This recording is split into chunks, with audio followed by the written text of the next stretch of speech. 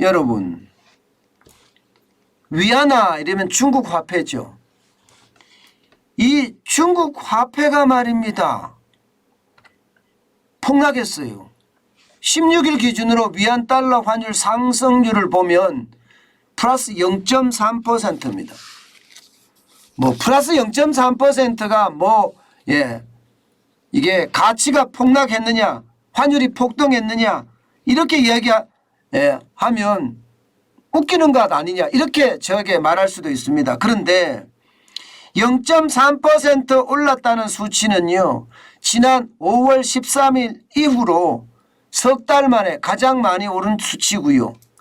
또 이 수치가 지금 지난 5월 13일에 실제 지켰던 달러당 5월 13일이면 여러분 6.7890이었습니다. 달러당 5월 13일이. 이때보다 지금 더 떨어진 거예요. 8월 16일 날 달러당 6.7938 위안입니다. 굉장히 많이 떨어졌죠. 지난 4월하고 비교해보면 여러분 더 많이 떨어졌죠. 거의 7% 이상이 폭락을 했고요. 지난 2월 28일 경우에만 하더라도 6.3089 위안입니다. 달러당. 그리고 2021년 8월 16일에는요. 6.5 위안이었고요. 그러니까 위안화 가치가 굉장히 높았었지요. 그죠? 위안화 가치가. 그런데 최근에 들어서서 지금 위안화 가치가 뚝뚝뚝뚝 떨어지는 겁니다. 5월 13일 날 6.7890 위안까지 떨어지다가 8월 16일 어제 장중에요. 6.7938까지 지금 떨어진 겁니다. 이 정도 떨어졌으면 여러분 굉장히 많이 떨어진 거고요. 게다가 역외 시장에서는 더 떨어졌습니다. 이게 역외 시장이라고 이야기하는 홍콩 역외 시장에서는요. 지금 원이 아니죠. 위안 달러 환율이 1.25% 올랐습니다. 그래서 지금 여기는 8까지 올라가지 않았지만 역외 시장에서는요. 6.8146 위안까지 올라갔습니다. 이것은요. 2019년 8월 5일 2.05%가 오른 이후로 3년 만에 최고치가 올랐습니다.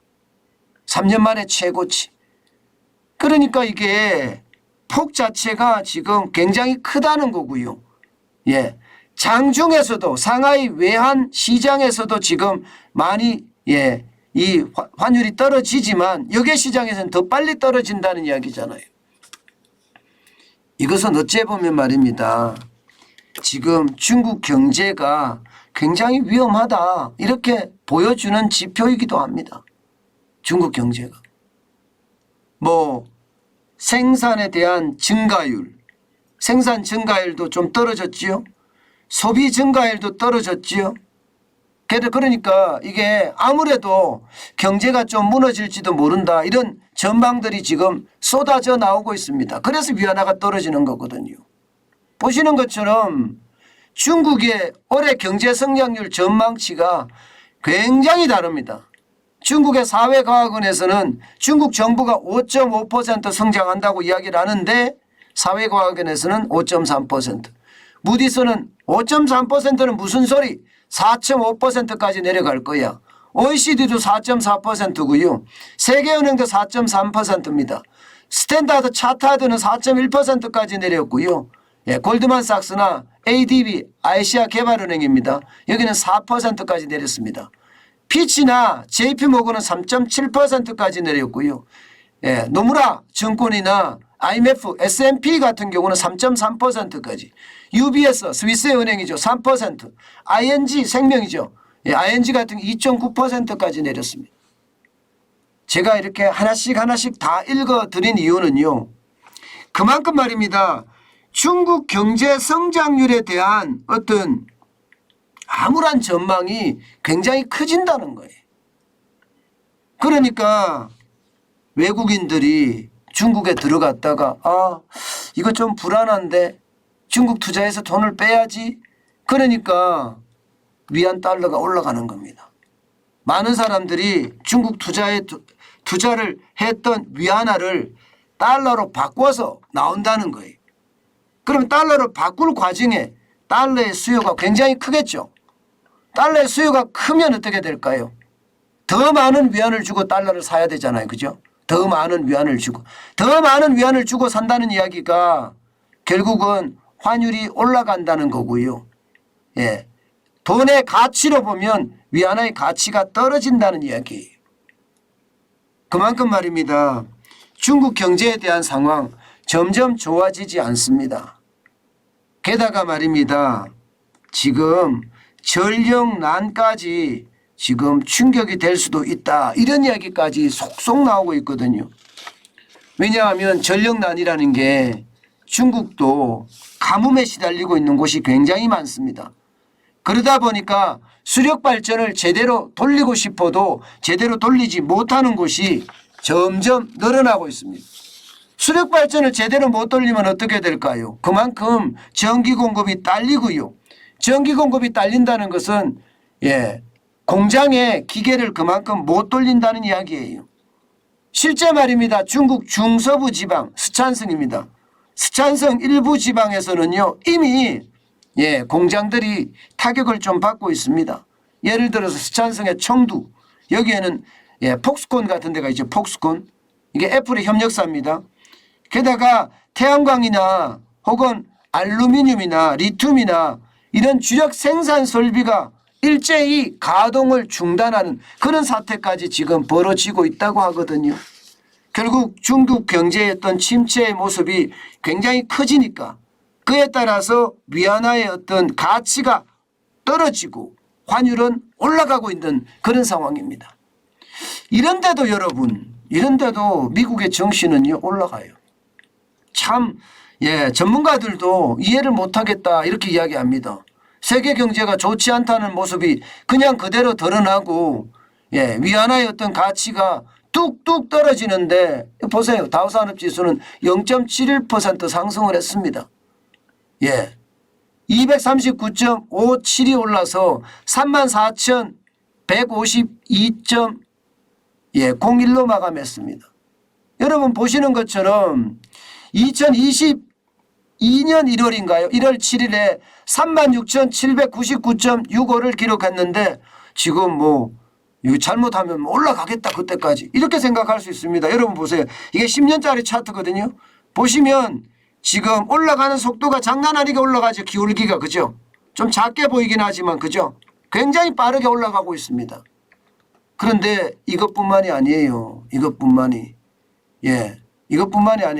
나스닥도 마찬가지입니다. 오늘은 0.19% 하락을 했어요. 오늘 새벽에 마감을 했잖아요. 25.50으로 마감을 했습니다. 25.50이 떨어져서 마감했습니다. 근데 13,102.55입니다. 결국 13,000을 넘어섰습니다. 이러다가는요. 지금 2021년 11월 19일 16,057.44까지도 가지 않겠느냐. 이런 이야기까지 나올 정도입니다. 그런데 호재가 없는데 이렇게까지 올라간다는 게 도대체 이해할 수가 없다. 이런 얘기 많이 합니다. 시장의 위험은 중국이 세계의 공장이라고 이야기할 정도로 크잖아요. 그러면 그만큼 위험이 크다는 이야기인데 그 위험에도 아랑곳하지 않고 뉴욕 증시는 나홀로 상승하고 있다. 이렇게 지금 해석이 가능합니다. 그만큼 말입니다. 뉴욕 증시의 어떤 상황은 저는 예의주시해야 된다고 봅니다. 예의주시. 그래야지만이 그 위험을 우리가 조금이라도 넘을 수 있는 것은 아닌가 그런 생각을 해봅니다. 또 하나 우리가 여기에서 명심해야 될 게 하나 더 있습니다. 바로 이게 위안화가 떨어지잖아요. 위안 달러 환율이 올라가잖아요. 가치가 떨어지고 환율이 올라가면 저위안이 된다는 이야기잖아요. 저위안이. 지금 여러분도 알다시피 슈퍼 엔저 때문에 우리 수출이 고통을 겪을 수 있다. 그 말씀을 드린 적이 있습니다. 그런데 저위안이 되면 이거 극동이죠. 극동. 동아시아에서는요. 모두가 역환율 전쟁, 쉽게 말하면 중앙은행이 금리를 올려서 자국 화폐의 가치를 올리려고 하는데 반대로 지금 예, 동아시아에서는 일본이나 대만이나 중국이나 우리나라 같은, 우리나라는 좀 예외라고 이야기할 수 있는데 왜냐하면 금리를 계속해서 올려가잖아요. 대만도 사실은 올려가거든요. 그런데 중국은 내려가고요. 예, 일본은 제자리 걸음하고 있습니다. 쉽게 말하면 역환율 전쟁이 아니라 환율 전쟁이에요. 오히려 자국의 화폐 가치를 떨어뜨려서 수출을 더 많이 하겠다 이런 생각을 하는 것 아닌가 그런 생각을 해봅니다. 자, 상황이 이렇다면 여러분, 상황이 이렇다면 8월 25일입니다. 오늘이 17일이니까 이제 며칠 안 남았네요. 한국은행이 금리를 올릴까요? 내릴까요? 내리지는 분명히 안 할 것 같고요. 그러면 빅스텝을 할까요? 안 할까요? 우리 7월에 0.5%를 올렸습니다. 예, 빅스텝을 할까요? 안 할까요? 저는 이게 빅스텝 하기가 굉장히 쉽지 않겠다. 그런 생각이 참 많이 하게 됩니다. 왜냐하면 빅스텝을 하면 지금 2.25%인 금리가 2.75%가 되거든요.